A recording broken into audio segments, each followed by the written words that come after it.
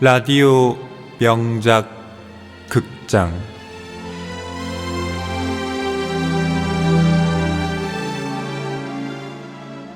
칼날 조세희 작 박정석 연출 네 번째.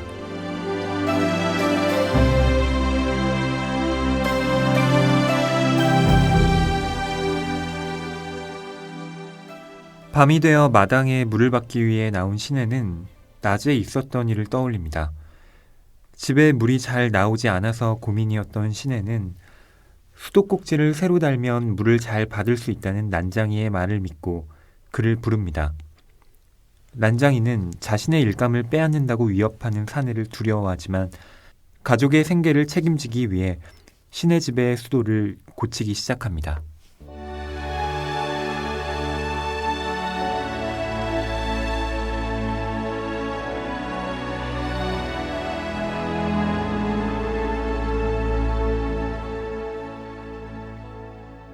신혜는 난장이가 일을 하는 동안 그의 부대 속에서 나온 기계와 무쇠 조각들을 만져보았다. 그것은 절단기, 멍키 스패너, 렌치, 드라이버, 해머, 수도꼭지, 펌프 종지국, 크고 작은 나사, T자관, U자관, 그리고 줄톱들이었다. 쇠로 된 것들 뿐이었다. 모두 난장이를 닮아 보였다. 난장이를 닮은 이 도구들도 난장이가 잠잘 시간에는 벽돌 공장의 굴뚝 밑에 놓여 숨을 죽일 것이다. 난장이네 식구들도 모두 숨을 죽이고 잠잘 테니까. 바람이 부는 밤은 방죽의 잔물결 소리가 숨을 죽이고 잠자는 난장이네 뜰 앞까지 들릴 것이다. 바람이 센 날은 모두 불안에 떨 것이다. 그들이 편안한 잠을 청하기엔 벽돌 공장의 굴뚝이 너무 높다. 동네에서 한 걸음이라도 나오면 난장이에게는 또 다른 위험이 있다. 그 위험은 여러 종류이다. 난장이에게 이 세상은 안전한 곳이 못 된다. 그래서 그런 일이 일어났을까? 난장이가 일을 다 끝내고 도구들을 하나하나 부대에 쓸어 담을 때 그 사나이가 온 것이다. 앞니가 부러진 사나이, 팔에 벌거벗은 여자의 문신을 새겨놓은 그 펌프집 사나이가. 그는 거짓말처럼 한 발로 대문을 걷어차고 들어왔다. 그리고 깜짝 놀라며 고개를 돌리는 난장이의 얼굴을 찰싹 갈겼다. 난장이의 얼굴은 뒤로 획 돌아갔다. 바로 돌리자 이번에는 반대쪽을 갈겼다. 난장이는 코피를 흘리며 주저앉았다. 무서운 일이었다. 신혜는 숨이 콱 막히는 것을 느끼며 난장이를 끌어안았다. 왜 이래요? 당신 뭐예요? 신혜가 외쳤다. 사나이는 신혜의 팔을 잡아 끌었다. 신혜는 어이없이 옆으로 끌려나가며 쓰러졌다. 사나이는 난장이를 한 손으로 잡아 올렸다. 이번에는 주먹으로 가슴을 쿵쿵 쥐어박더니 두 손으로 번쩍 들어던졌다. 죽은 것 같았다. 그런데 죽지 않고 꿈틀거렸다. 사나이는 한 마리의 벌레를 다루듯 난장이를 다루었다. 그는 난장이의 배 위에 발을 얹었다. 너 왜 이 동네 와서 자꾸 기웃거리니? 안 나오는 물을 너는 어떻게 하겠다는 거야? 꼭 우물 팔집만 찾아다니면서 초치를 하는 이유가 뭐야? 나 아직 몸이 성해서 그렇지. 그렇지. 난장이의 배를 짓밟았다. 난장이의 얼굴은 피범벅이 되었다. 숨 몇 번 쉴 사이에 일어난 일이었다. 신혜는 사나이가 난장이를 죽인다고 생각했다. 사나이는 이제 난장이의 옆구리를 걷어찼고 난장이는 두 번 몸을 굴리더니 자벌레처럼 움츠러들었다. 신혜는 난장이를 살려야 했고 그래서 뛰었다. 한 걸음에 마루로 뛰어올라 부엌으로 들어갔다. 그녀는 큰 칼과 생선칼을 집어들었다. 어린 아들이 풀무지를 하는 동안 대장장이가 수많은 담금질, 수없이 많은 망치질을 하여 만들었을 큰 칼과 칼자루를 잡으면 정말 무서운 생각이 드는 길이 32cm의 날카로운 생선칼을 그녀는 들었다. 아랫니와 윗니가 딱딱 마주치며 소리를 냈다. 신혜는 사나이를 죽일 생각이었다. 단숨에 다시 마루로 뛰어올라 마당으로 내려섰다. 죽어! 생선칼로 사나이의 옆구리를 찔렀다. 사나이는 외마디 소리를 내며 난장이에게서 떨어졌다. 생선칼은 사나이의 살을 뚫고 들어가 내장에 치명적인 상처를 줄 수도 있었다. 사나이는 운이 좋았다. 난장이에게서 빨리 떨어졌기 때문에 칼은 빗나갔다. 옆구리에서 빗나간 생선칼은 사나이의 팔에 빨간 줄을 그었을 뿐이다. 사나이는 피가 흐르기 시작한 팔을 손으로 감싸며 뒷걸음질 쳤다. 그는 겁을 먹고 있었다. 죽어! 칼을 휘두르는 시내에게서 무서운 살기를 느꼈던 것이다. 사나이는 팔을 휘저었다. 그러나 그의 힘은 너무나 단순한 것이어서 시내의 공격을 당해낼 수 없었다. 그는 몸을 획 돌려 밖으로 뛰어나갔다. 시내는 대문을 닫아 걸고 칼을 든 두 손을 힘없이 내렸다. 몸을 반쯤 일으킨 난장이가 보고 있었다. 두 사람은 침묵을 지켰다. 시내는 인공 조명을 받고 있는 닭장 속의 닭들을 생각했다. 달걀 생산을 늘리기 위해 사육사들이 조명 장치를 해놓은 사진을 어디에선가 보았다. 닭장 속의 닭들이 겪는 끔찍한 시련을 난장이도 저도 함께 겪고 있다고 생각했다. 다만 알을 낳는 닭과는 달리 난장이와 자기는 생리적인 리듬을 흐트러 놓고 고통을 줄 때 거기에 얼마나 적응할 수 있을까? 그리고 어느 정도에서 병리 증상을 일으키게 될까 하는 실험용으로 사용되고 있다는 생각뿐이었다. 피범벅이 된 난장이와 칼을 든 두 손을 힘없이 내리고 서 있는 시내를 뒷집 여자가 담 너머로 보고 있었다. 앞집 여자도 창문으로 내다보고 있었다. 시내의 시선과 마주치자 두 여자는 목을 움츠리며 안으로 들어갔다. 아저씨, 시내가 말했다. 어떠세요? 괜찮으시죠? 자, 괜찮다고 말씀해 보세요. 예, 괜찮습니다. 난장이가 말했다. 피범벅이 된 그의 얼굴은 어느 사이에 퉁퉁 부어올라 있었다. 그는 터진 입술로 웃어 보이려고 애썼다. 끈질긴 생명이었다. 약한 몸 어디에 끔찍한 시련을 이겨내는 힘이 감추어져 있을까 놀랄 정도였다. 이때까지 그와 그 식구들은 더러운 동네, 더러운 방, 형편없는 식사, 무서운 병, 육체적 피로, 그리고 여러 모양의 탈을 쓰고 눌러오는 갖가지 시련을 잘도 극복해왔다. 난장이는 도구들을 다시 부대에 쓸어 담았다. 앞 뒷집 여자들이 숨어서 보고 있지만 않았다면 시내는 왁 울음을 터뜨렸을 것이다. 아저씨, 시내가 낮게 말했다. 저희들도 난장이랍니다. 서로 몰라서 그렇지. 우리는 한편이에요. 그녀는 피 묻은 생선칼을 새로 단 수도꼭지 밑에 놓았다. 지금 그 생선칼을 보고 딸애가 놀라고 있었다. 딸애는 낮에 일어난 일들을 알 리가 없다. 이야기해준다고 해도 아직은 제대로 이해하지 못할 것이다. 그것은 아주 복잡한 것이다. 딸애가 제일 어려워하는 연립방정식의 풀이 과정이나 화학의 원소 기호보다도 복잡하고 또 판이하게 다른 것이다. 시내는 딸애가 들고 있는 생선칼을 빼앗아 옆으로 밀어놓았다. 그리고 말했다. 자, 양동이를 이리 주렴. 엄마, 아직 11시밖에 안 됐어요. 딸애가 말했다. 제가 받아놓고 잘 테니까 들어가 주무세요. 아니다. 오늘 밤부터 일찍 받게 될 거다. 수도국 사람들이 왔었어요? 그들은 받을 돈을 계산할 때 말고는 결코 오는 법이 없단다. 그럼 어떻게 하세요? 조금만 기다려라. 그녀는 심호흡을 했다. 난장이의 얼굴이 떠올랐다. 엄마, 왜 그래요? 실은 수도꼭지를 새로 달아봤다? 땅 위로 나온 이 꼭지는 이제 먹통이야. 진짜는 이 밑에 있단다. 그럼 물이 잘 나온대요? 네 생각은 어떠냐? 잘 모르겠어요. 다른 집 사람들은 일찍 받을 수 있다는 그의 말을 믿지 않더구나. 그가 누구예요? 그런 사람이 있어. 좋은 사람? 그래, 좋은 사람이야. 시내는 다시 무릎을 꿇고 허리를 굽혔다. 그렇게 엎드린 자세로 딸애가 가져온 양동이를 새 꼭지 밑에 놓았다. 몸이 거꾸로 넘어갈 것 같았다. 제발 하나님. 신혜는 떨리는 손으로 수도꼭지를 틀었다. 꾸르륵 꾸르륵 하는 소리가 쇠파이프를 타고 들려왔다. 수도꼭지를 끝까지 틀었다. 쪼르륵 물소리가 들렸다. 파이프를 타고 온 물은 양동이 안으로 흘러떨어졌다. 정말 벌써 나오잖아요. 앞뒷집의 TV는 밤이 깊어가는 줄도 몰랐다.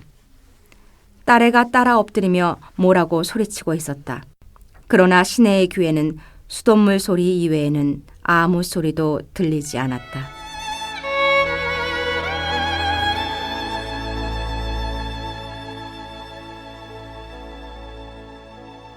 네, 조세희 작가의 칼날 낭독을 해주신 세 분 배우 모셨습니다. 먼저 난장이와 펌프집 사내 역할을 맡아주신 김용준 배우님. 안녕하세요. 예, 안녕하세요. 네, 그리고 신의 역할을 맡아주신 우미화 배우님. 안녕하세요. 네, 반갑습니다. 네, 그리고 서술자 그리고 신의 딸 등 여러 역할을 해주신 성여진 배우님. 안녕하세요. 네, 반갑습니다. 조세희 작가님의 이 난장이가 써올린 작은 공은 워낙 뭐 유명한 작품이고요. 또 여러 가지 그 연작들이 모여 있는 소설집이잖아요. 그래서 예전에 다 한 번씩은 또 읽어보셨을 것 같은데요. 어떤 느낌이 드셨는지 궁금합니다. 예, 먼저 김용준 배우님께 네, 답해 주시죠. 글쎄, 그 많은 느낌 들었습니다. 네, 말씀하신 대로 한 20대 초반에 이 소설을 읽었던 것 같고요. 그 뒤로 처음 읽는데 예, 이번 낭독하면서 한 몇 차례 같이 반복해서 읽다 보니까 처음 이 책을 읽었을 때 느낌이 조금은 기억이 났어요. 우리 연출하신 박정석 그 연출님도 말씀하셨지만은 예. 그때나 지금이나 여전히 똑같이 돌아가는 세상, 똑같은 비유가 여전히 적용 가능한 세상에 대해서 조금 서글픈 생각이 들었습니다. 예. 우미야 배우님은 이 난장이가 쏘올린 작은 공들 안에 들어있는 작품들 중에서 혹시 특별히 좀 좋아하시는 작품 있으신가요? 칼날 뭐도 되고 아니요, 아니어도 되고. 저도 이거 대학 때 읽고 네. 기억이 잘 안 나서 이번 네. 칼날을 보고 나서 음. 집에 있는 책을 좀 뒤져서 다시 한번 읽어봤거든요. 예. 근데 정말 김용준 배우랑 비슷한 생각이 있었고, 그리고 어제는 이렇게 한번 그 책을 다시 보면서 드는 생각이, 사실 제가 한 달 전쯤에 약간 이 난장이가 지금 이렇게 막 맞는 그 상황을 제가 동네에서 목격한 적이 있거든요. 그러니까 네. 종이박스 줍는 할아버지 두 분이 좀 건장하신 어떤 분이 더 약한 추리닝 입은 할아버지를 내 영역에 들어와서 가져간다고 이렇게 엄청 때리는 거를 지켜보면서 제가 지켜보다가 소리를 한번 말린이라고 지르는 적이 있어요. 그래서 그 생각이 들면서 정말 이게 75년 작품이라고 하더라고요. 칼날이. 네, 맞습니다.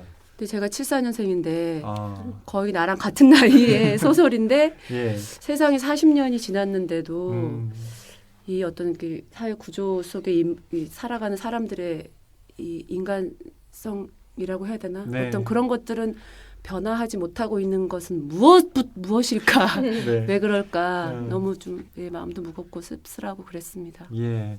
그래서 아까 그 하신 연기가 정말 실감이 나더라고요. 이게 아유, 그냥 나온 게 아니구나. 예전에 한번 소리를 질러 보셨구나. 이런 느낌도 있었는데요. 성여진 배우님은 대사량이 굉장히 많았어요. 워낙 서술자 부분이 예, 길었고, 네. 예, 좀 그리고 딸의 역할을 한 다음에 바로 또 서술자로 넘어가야 되고 이런 목소리 조절 힘드셨을 것 같은데요. 그렇지는 않았어요. 괜찮으셨어요. 아니 뭐 연습을 좀 했었고요. 네네. 예. 근데 이렇게 저희 연습할 때 아침에 연습을 했는데 예. 막 지문을 읽다가 예상치도 않게 어처구니 없이 눈물이 나더라고요. 그게 저도 어렸을 때 이걸 읽었던 것 같은데 그때는 되게 이건 옛날 일이다라고 생각했던 것 같고 네. 그리고 좀 나와는 상관없는 일이다라고 생각했던 것 같아요. 예. 그러다가 오히려 그게 훨씬 20년이 훨씬 지나서 다시 읽는데 예상치 않은 눈물이 나오는데 저도 살짝 놀랐어요. 저는 그 세 분 배우님들께 다 여쭤보고 싶은데요. 저의 경우에는 사실 이렇게 물을 따로 받는다는 게 전혀 익숙하지 않거든요. 그러니까 항상 물을 틀면 그냥 잘 나오는 거였고 이렇게 물을 가지고 뭐 밤을 새워가면서 물을 받고 이런 경험이 없는데 혹시 세 분 중에 그런 경험이 좀 있으신 분 계신가요? 저 같은 경우는 시골에서 있었는데 그게 단수가 어떤 이유인지는 저는 기억이 잘 안 나지만 네. 뭐 며칠 줄 세워놓고 물을 받았던 기억은 있어요. 차가 와서 예. 예. 차가 와서 이렇게 다 해주는. 저는 5층짜리 아파트에서 어렸을 때 살았는데 예. 네, 연탄을 떼는 각각 연탄 화덕이 있는 아파트였어요. 아주 오래된 아파트였는데 네. 물이 위에는 안 나오니까 집집마다 전기 모터를 수도꼭지 앞에다 다는 게 유행이던 그런 아파트에 살긴 했어요. 우리 집도 전기 모터를 단축에 속해 있었습니다. 네. 그런 면에서 그러니까 이게 자가수도. 이게 지금 세대하고는 사실 이제 조금 거리가 있는 그런 작품임에도 불구하고 왜 이렇게 또 와닿는 부분이 있을까 생각을 해보면 이 안에서 그려지는 인물들이 아까 선생님들께서 말씀하신 대로 지금 이 시대에도 여전히 존재하고 있는 인물들이고 우리와 다르지 않은 사람들이고 또 어떻게 본다면 우리 모두 난장일 수 있다라는 그 구절에서 어떤 그 깨달음 같은 것이 있지 않나라는 생각도 드는데요. 이 작품을 들으시는 분들께 혹시 어떤 당부의 말씀, 이 작품은 이런 관점으로 좀 들어보시면 어떨까? 각자 세 분께서 말씀을 좀 해주셨으면 합니다. 예, 우미야 선생님부터. 네. 아니 저는 그러니까 어제 다시 난소공을 읽으면서 그 구절이 있더라고요. 뭐 누구지? 그 난장이 동네에 그 서점 네. 지섭이 뭐 이름이 지금 기억이 잘 안 나는데 네. 하여튼 그 친구가 하는 말 중에 그러니까 남을 위해 진정으로 눈물을 흘릴 수 있어야 하는데 그런 세상이 단 한 명의 그러니까 눈물을 흘리는 사람이 없다면 이거는 세상이 살 이유가 없는 것 같다. 그런 비슷한 류의 얘기를 했던 것 같아요. 근데 예. 진짜 이 시대가 좀 그런 것 같아요. 정말 내가 아닌 남을 위해서 정말 눈물을 흘릴 수 있느냐가 이 작품을 읽으면서 좀 많이 생각이 들었던 부분인 것 같아요. 예. 저도 비슷한 생각을 했는데요. 이 소설 칼날의 신의 대사 중에 난장이 않다는 말이 저도 아저씨와 같은 이웃이 있었으면 좋겠어요라고 하는 대사가 있는데 네. 그러면서 그러니까 좀 우리 이웃 좀 넓게 봐서는 우리가 같이 이 세상을 같이 살아가는 우리 이런 거에 대해서 좀 생각해 보면 어떨까? 좀 더 많은 다른 사람에게 좀 더 많은 관심을 좀 배려를 이런 것에 대해서 좀 생각하면 어떨까? 요새는 너무 자기 자신 먹고 사는 데 바쁘다 네. 보니까 남을 생각하는 기회가 별로 없는 것 같아요. 그래서 같이 이 세상을 이 사회를 같이 살고 있는데 그런 개념이라고나 할까? 네. 좀 그런 부분을 생각하면서 읽었으면 어떨까 예. 했습니다. 네. 김용준 배우님 어떠신가요? 저는 이 소설에서 금방 읽었듯이 네. 그 닭장 뭐 저도 그렇고 지금 다 누구나 닭장 안에 갇혀 있는 것처럼 느낄 것 같은데 예. 이 돼지우리에서도 돼지가 앞에서 먹고 뒤에서 배설만 하니까 발목이 부러진 상태로 돼지우리에 돼지가 있거든요.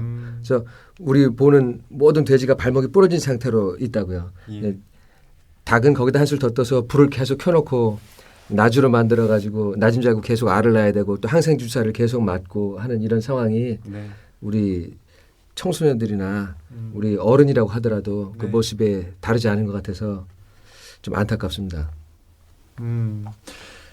세 분께서 말씀해주신 내가 아닌 우리를 생각하는 어떤 관점이라든가 그리고 지금 이 시대의 어떤 사육 이데올로기라고 할 수 있겠죠.